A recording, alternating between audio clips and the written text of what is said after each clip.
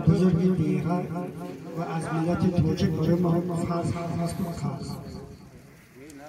من باور میکنم که یک معلمی بسیار خوب و دانش شما معلم صلاح‌الدین درباره تاریخ ملت توجیه گفته بود. بیشک اینجا یادداشت هست که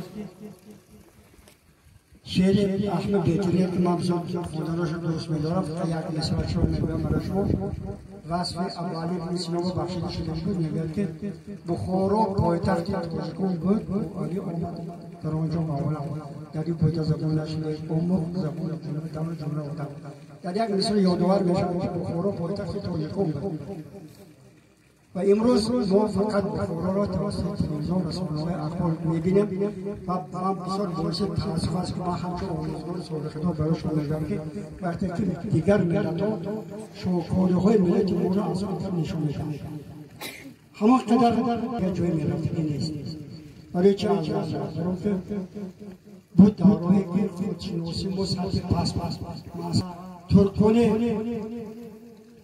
غدار اطلاس های ما را از خود کردن اگر زیر خون زندگی نمی‌کردن صد تاکر میگم ما برای ما قبول فردا بوده هر یک مسلمانی دیگر برای هر یک باشنده دیگر برای امیدواران شما که همه سال گذراندنی بودید دو نفر فرزند ما با فخر چیزی که اثبات من هست فخر کرده میگم که خدا من به امکانات داشته و بیچو من همون نوعی کمول عدس من زبطه رسمش من دست من رسمای بسیار برای شما وارده همه که فرصتی دیگر البته چیزی نشون نگم من یکی شکر میگم و شما با قلب فرض زیرو قیلت شما پدر میشه شما مادر میشه چیزی که دیگه ما هست دیگر جان دلیل زیاد و درجه نیست چیزی که ما گفته‌های پرزیدنت کشور را در سطح عالی اجرا میکنیم یعنی حمایتگری به طور خود بدن از ابتدا کتاب عالم و لازم هستند در اینجا برای باشه و من باور میکنم که هر یک در اینجا بوده ها همین خیلی هستند و اگر لازم باید در هر یک لحظه اونا اثبات کنند که پیرو سیمبوی و پیرو اوبیجا میباشند من شکر میگم که یه دیه خورد ما بغیر از جنوب اول دیگر همه شخصان دوست که ملت ما تشریف آوردن در رسم هستن من روی شما میگم پرزیدنت یعقوبی جمهوری تاجیکستان قول محکم همین دیگه ما همسایه شده بودن من شکر میگم که وزیر دفاع وزیر امنیت تاجیکستان جنوب یتیم رمضان رحیم زاده اینها جوانی بودن که از نظری ما دور نبود نصیب برنامه بود توجهات ما اینها با دست بودیم هر یک شما بسیار خاطره جایده شدید بچه های شاد فاضل جواب در همه کارهای مکتب پیش قدم مثالهای کامل بودن مانند شما باید خواننده بودن مانند شما باید وطن دوستی را می‌آموختند مانند شما باید انسان دوستی را می‌آموختند لیکن نه همه به قلبشون چیزها را جا کرده می‌توانند یگانه هر همین جوان‌ها نیست که این چیزها را این صفت‌های یکی انسان را خودشان را جا کنند قلبشان را و آخری کار چی شد همه شما را محبوب هر شخصی انسان پرست وطن دوست انسان کامل می‌تواند تا چین مرتبه رسد جان خودش را فدا می‌کند لیکن شرمانده نمی‌شود یک چیزی نکته‌ای از همه نازک‌ترین برای شما مطرح است که انسان وقتی که تولد می‌شود وقتی که پایه می‌رسد وقتی که خودش را می‌شناسد وقتی که پروردگاری که او را آفرید می‌شناسد وقتی که محیط دیگر اطراف را می‌شناسد وقتی که وطنش را می‌شناسد البته خدیرای و این همه آن چیزهایی که برای انسان ضرورت است جای دارد انا همین جوان همین کاری کنید هر یک انسانی که خودش شناخت و خدا را شناخت و بهشت شناخت وظیفه اولین درجه خودش را معین میکند یعنی یافتن بهشت در حیات آینده با یک مقصد برای یافتن ایزداگی پروردگار برای یافتن بهشت اساس حد همین جوانی حد همین جوانی که ما و شما در واقع بسیار شما شمردید موجوده یک ما همین دوستی یافتن بهشت از این رو از نام تمام این جنشندگان مراجعه به پروردگار عزیز میکنم و التجا میکنم که جهان ما شما مستجاب گرداند هر جا که پروردگار دعا شما جنت کنم هیچ برایشان که بگرداند علاوه بر هیچ که دست برایشان بگرداند و حیات هر همین نوجوان ما به شما به یک عبرت است یک درس وطن دوستی است خداوند کند که شما هم همین ها برای قلبتان پروردگار نور گرداند نور گرداند دائما حد همین جوان در خاطرتان دارد محبتتان نسبت وطنتان نسبت پدر مادر نسبت مکتب نسبت شخصان دیگر زیاده ندارد و دکتر رحمت ما خود بگیریم که شما هم پروردگار و سالدهش شکر کنید که درست کنید تعلیم گیرید تربیه گیرید برای وطن برای خلق برای پدر مادر برای درخت سلام علیکم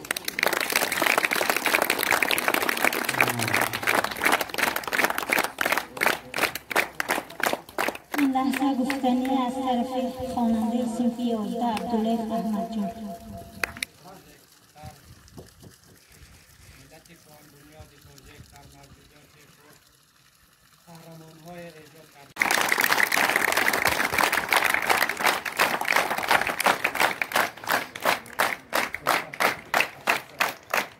این لحظه نوبت سخن و رئیسی اساتید خواجگی دهقانی خواجه اعلی محترم سیراج‌الدین افتاده میشه.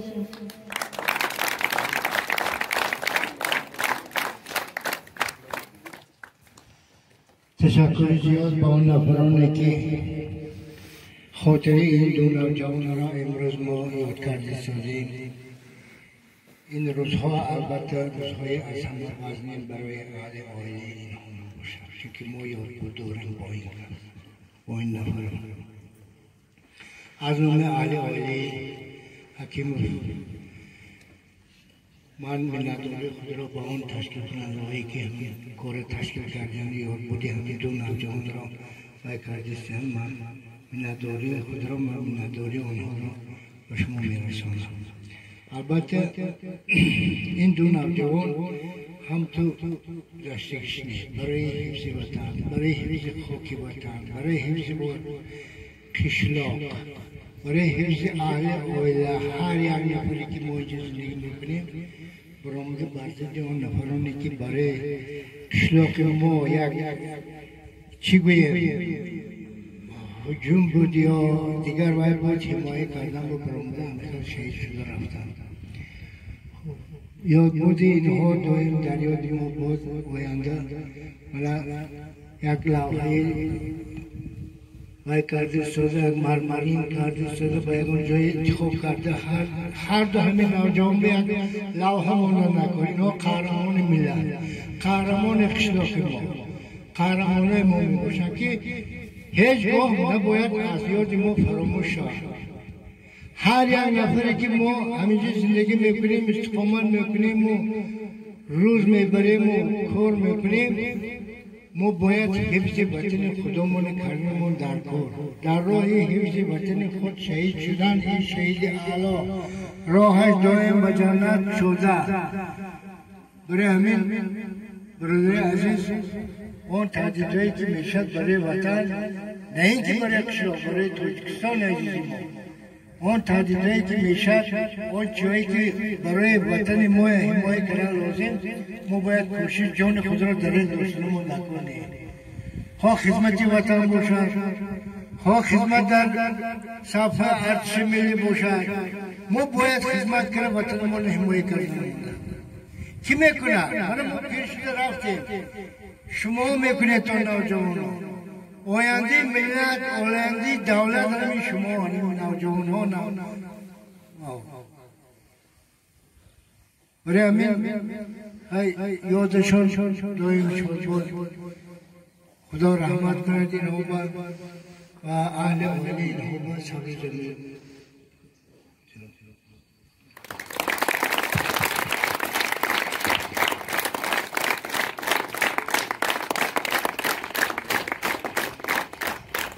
قرائت شعر از طرف خواننده مؤسسه بابا موسی و مهربان.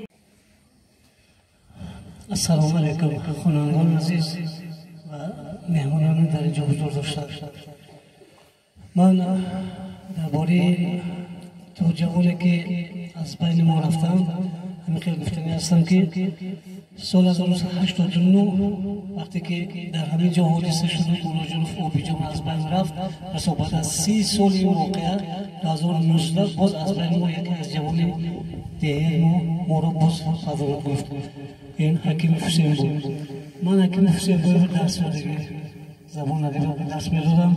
این بسیار بچه سیر غیرت دانشمند بود، ناطق بود، بسیار شعرهای یک سطح بلند میخوند.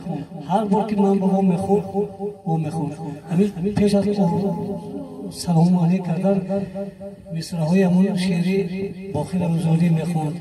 زین رو بزرگ هستی مثل پدر معلم در عالم معانی هم راهبر معلم تو بعد سلام میکرد. هر بار همین کارش همین بود. بعد همون سالهایی که خط مکتبه همین سالهای جنگ شهروندی و بین سالهای 90 بود و غزل حافظی بسیار سطح بلند که میخوند. این چشمانی است که در دور قمر میبینم همه آفاق پر از فتنه و شر میبینم که بسیار غم میخورد، بسیار افسوس میخورد. غزل حتی آهنگ روری هم میخوند، بسیار سطح دانشش بلند بود. اکنون من بسیار هستم که در حق این دو جوان اگر در زندگی تنها لازم باید که تیری به سوی وطن روانه کرده شوی دشمن را با سر سینه باز داری و عالم آمدن میارزد. در حقیقت هر دو جوان عالم با نگاهشون میارزد. حقیقتا مرز و بوم ماه حمایه کردن از بین ما باز هم که مرز و بوم بینه میخوانم همین و ها دوام دارد. البته انشاءالله این عاقبتش خوش میشه، آخر همه جا آبوده میشه و انشاءالله صلح آشتی برقرار میشه. یادشون بخیر این دو جوان، روحشون پاک و آخرتشون آباد باشه.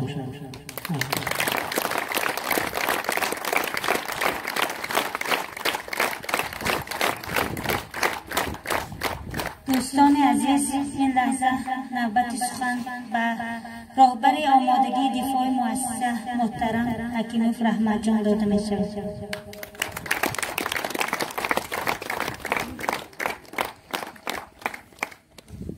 سلام علیکم مهمانان عزیز، شما من امروز سخنان یک درخت دو نفر شهید اعلای دیها گفتم منو شنیدید.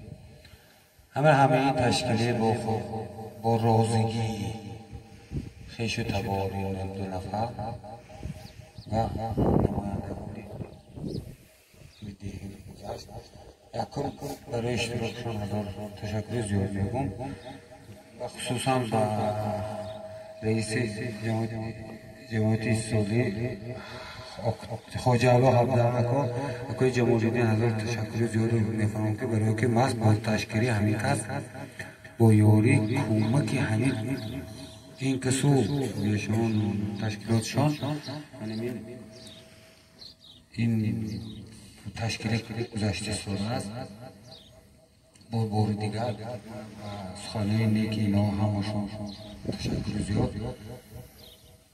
انا این دو نفر برای چی ما امروز میکنیم؟ برای که باید خداوند چنون رسول است که هم روز یکم ماه رمضان، روزی از همه ماه عزیز خداوند ماه رمضان و روز جمعه، روز بیند، روز بهترین روزهای جمعه و راست آمد.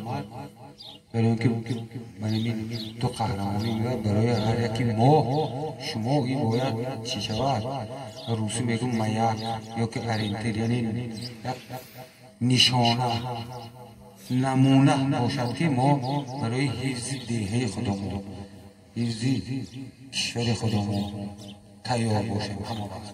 بعض دو نفر همین نمونه‌ای بردن که منم همین دعوت نمویم اصلا قهرمانان باید از او جنگیم بزرگی وطنی میگه که هیچ کس و هیچ چیز فراموش نمیشه. البته این دو نفرم از نام فراموش نمیشه.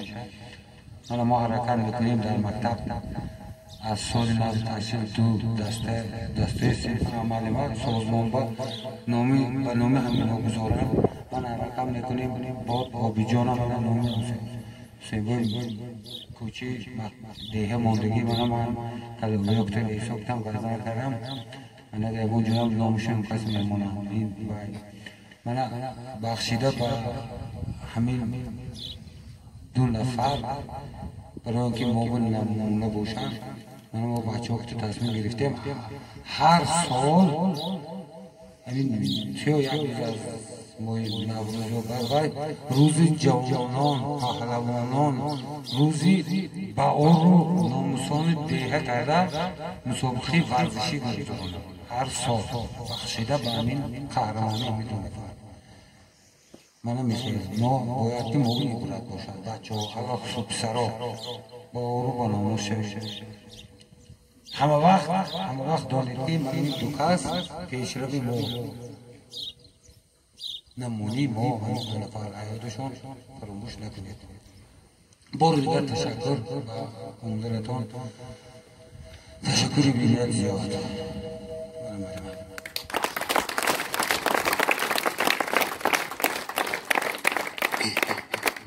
مهمانان عالی‌قدر، خوانندگان گرامی، این لحظه وقتی آن رسیده است که ما برنامه امروزی خود را به انجام رسانیده باشیم. مأموریت مؤثر را بر تمام مهمانان گرامی که وقتی خود را دریغ نداشته در این یاد بود جشنواره ما اشتراک نمودند عرضه می‌دارم و تمنا می‌کنم که در این روزهای مقدس، در این روزهای مبارک بگذار خاندان هر یک از اهل نشست همیشه آباد و زیبا باشد.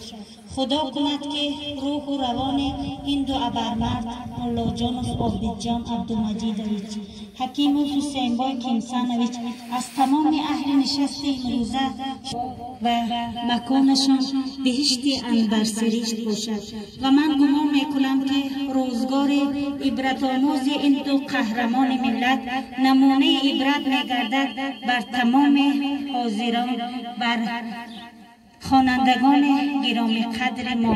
بار دیگر مهمانان عزیز قدم‌هایتان نور دیده تاج بر سر. در چاره‌بینی‌های منبعد نیز ما کوشش میکنیم که از روزگار و زندگی این دو قهرمان ملت نیز یاد آورده باشیم، زیرا ذکر نام بزرگان رسالت فرزندی هر یک از ما و شماست. شاعر می‌فرماید زنده و جاوید ما هر کی نکونام زیست که از عقبش ذکر خیر زنده کند نام را. ما همیشه نام نیک این دو ابرمرد را به زبان می‌آوریم. ما همیشه افتخار میکنیم که این دو بزرگان ملت زاده و پرورده همین خواجه اعلای کوچک هستند و خواجه اعلایان با قهرمانان خود همیشه افتخار میکند، همیشه ذکر نام نیک آنها را به زبان میگیرد. بار دیگر حاضرین گرامی، برای هر یک شما تنصیحاتی خاطر جمعی روزگار آباد و آسوده را تمنا میکنیم. بگذار پرچم تاجیکستان همیشه در سمای آرام و آسوده پرفشانی کند. بگذار نام نیک بزرگان همیشه در قلب‌ها و در یادهای ما باقی بماند. بار دیگر مهمانان ارجمند خوش آمدید، نور دیده تاج بر سر.